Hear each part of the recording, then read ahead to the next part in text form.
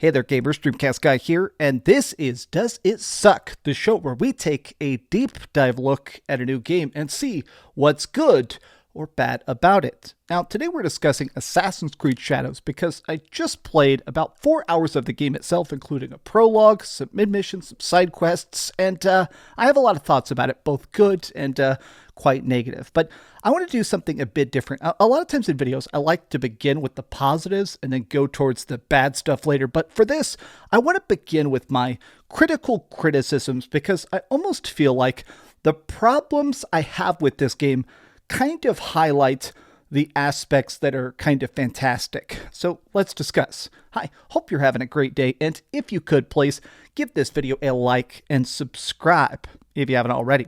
So for this, I had a chance to play through the introductory chapters, and then it skipped me forward about 10 hours into the game itself, where I was level 25 and had a ton of weapons, and freedom, and horses, and I was able to just kind of explore and slaughter. But the big thing about this game is that obviously it's finally set in feudal Japan. I'm one of those people, like a lot of Assassin's Creed fans, who grew up playing the games, who loved them, who kept platinuming and stuff like that. But while playing a lot of Assassin's Creeds, people have been curious to see what the next protagonist, the next hero, the next time period is going to be. And a lot of people have been begging to go to feudal Japan, the time of ninjas and samurais, the era of Vagabond and Musashi. And so the fact that we're finally getting a chance to be here, and honestly it's so beautiful, that is fantastic. But my primary issue with this, and it's something that may not even exist in the full game, but it definitely existed in this weird 4-hour slice of it, is that it felt like the two main characters are not quite equally balanced in a variety of ways that I want to explore. So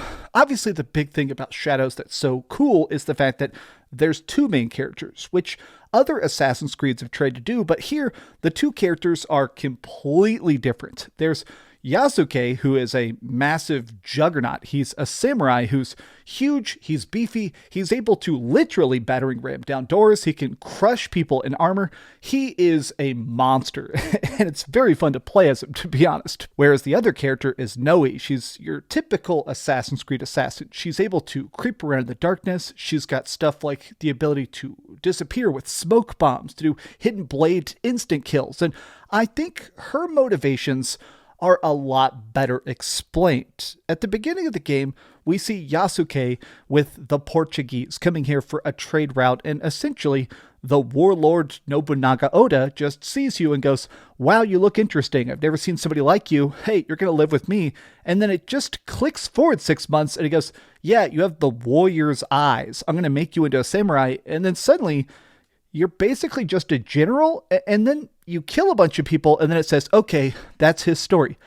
I really hope we get more exploration about the backstory of Yasuke, the training of Yasuke, because when we played as Naoe, her opening chapter actually showed her ninja camp, her classic Assassin's Creed hidden base. It showed them actually, her and her family are actually trying to protect what I assume is going to be a piece of Eden. They had like a mysterious box, which, you know, if you've read anything Assassin's Creed or played any of the Assassin's Creed games, typically there's a lot of strange, ancient, hidden relics. Now, I think it's cool the fact that her goal is vengeance. She's trying to avenge her dead family. She's trying to be an assassin. She's been forced to use the training that she probably never thought she was actually going to do, and she wants to get that piece of Eden back. Whereas the weirdness about this demo is that they showed me like the first hour of the game, and then they clicked me forward like 10 hours into it, and now they're just best friends. Naoe and Yasuke are just hanging out.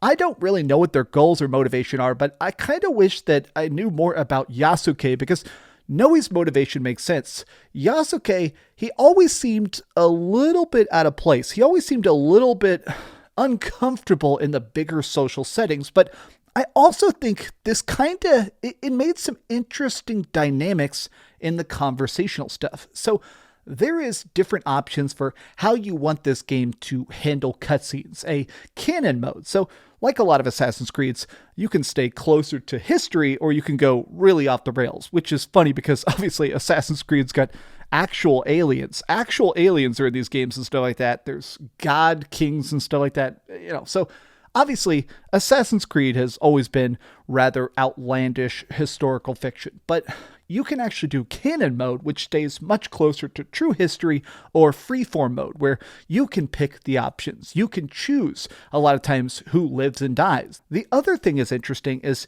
in immersion mode, you can choose to play this game purely in the period accurate language. You can play this in Japanese and Portuguese only, and I listened to a little bit of it.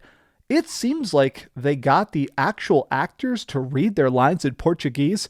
Props to them for actually casting people like it. But to go back to it, I think it's interesting that a lot of times Yasuke does not understand the customs, the importance of particular traditions and stuff like that. And so because of it, a lot of his interactions, while a little bit more awkward, I find them to be fascinating because a lot of times he would not understand that if somebody says, hey, I'm going here and you're not allowed to follow me, a lot of people would not ask why. Like a lot of these servants and stuff like that are interacting with these warlords and stuff like that, they don't ask questions that Yasuke does. He pries, he prods, he does what he's not supposed to. And I think it makes for interesting dynamics that Naoe, she's much more go with the flow until it's time to kill.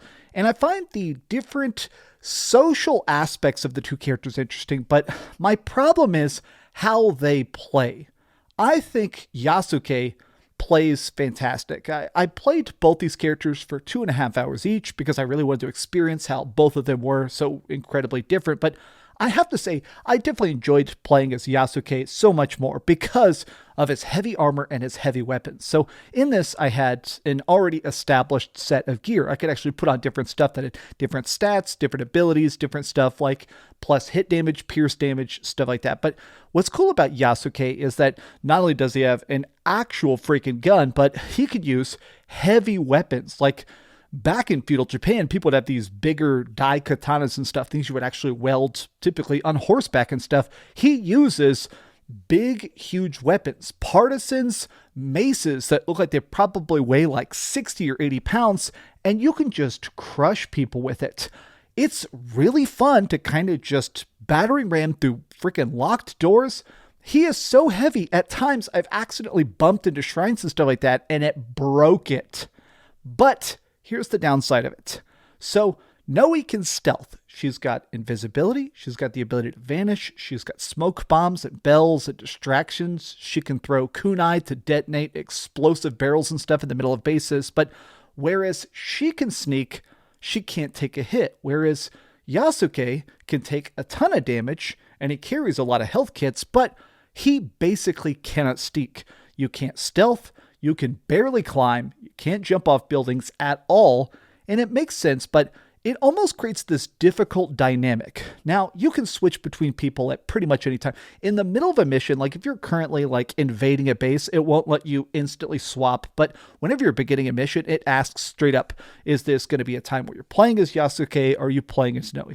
I think it's cool that you can just swap, especially in open world. You could just open up the menu at any time, hold X on Xbox in this case, and it will instantly let you play as the other character. I think they're both very fun, but because Yasuke is the juggernaut, his job is to break faces and take names, Naoe's problem is that she is untouchable. She literally cannot take damage. And the problem with it is that I think this mechanic is interesting, but it did feel like certain quests are subtly incentivized to particular characters. Like at one point I was doing a random quest where I just needed information. A big chunk of this game is that you can't just, put a marker on the map and go there. A lot of times the information about where people are hidden, where the hostages are, where your next assassination target is hiding out, it's not super clear. So you can actually make friends with locals. You can dispense scouts and stuff like that. That's how you figure out where you're supposed to go, right?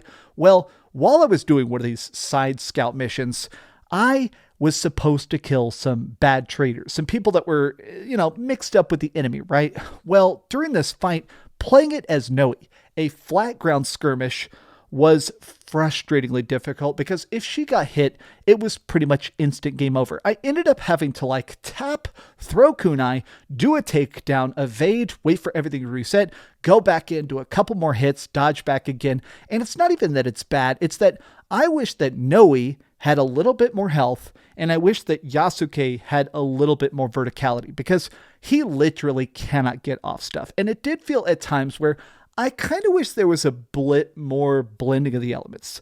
That's my personal taste. They're not going to change the game for me, but it does kind of suck when you begin a mission and you're like 2/3 of the way through it and you kind of get stuck for a bit because you're like, oh man, I really wish I was the other character so I could just barrel through this. Or, oh man, I'm stuck trying to get past these 25 guards. I wish I was Naoe so I could just sneak through it.